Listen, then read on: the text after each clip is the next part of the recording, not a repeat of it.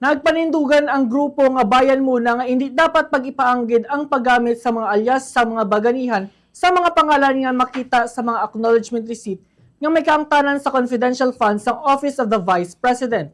Ang pahayag ang kasunod sang pagsambit ni Senator Judge Robin Padilla sa paggamit sa mga alias sang pila ka mga baganihan kag revolusyonaryo lakip na si Anay Senador Benigno Ninoy Aquino bilang depensa sa paggamit sang mga alias sa confidential funds document. Sa interview sang Bombo Radio kay Attorney Nery Colmenares, chairman sang Bayan Muna, iyaging pahayag nga may maahatag nga kinalain sa katuyuan sang paggamit sang alias sang mga baganihan nga masami may kaangtanan sa seguridad kag pagtago sang ila identity sa tion sang pagpakig-away kung ipaanggid sa paggamit sa mga ngalan sa acknowledgement receipt para sa mga transaksyon sang kwarta gikan sa pondo sang gobyerno. Samtang ginpahayag ni Senator Judge Bam Aquino nga apisar nga nagamit si former Senator Benigno Ninoy Aquino Jr. sang alias nga Marshall Bonifacio, wala ini sang kaangtanan sa confidential nga pondo kag ang iyang ngalan wala makita sa mga acknowledgement receipts sang nasambit nga pondo.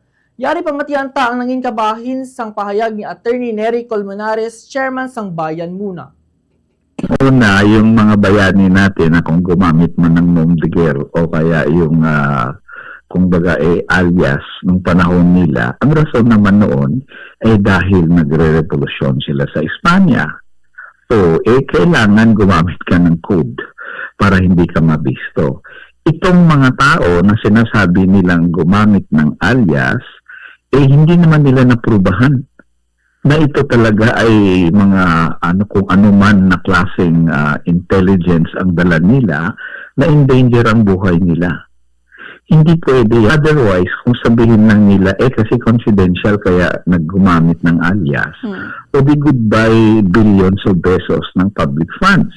Bakit? Ang gagawin lang ng mga civilian agencies natin, lalo na itong civilian agency katulad ng OVP, na walang kinalaman sa national security, na walang kinalaman sa military intelligence o sa police intelligence, pwede lang palang gawin ng mga civilian agencies na to.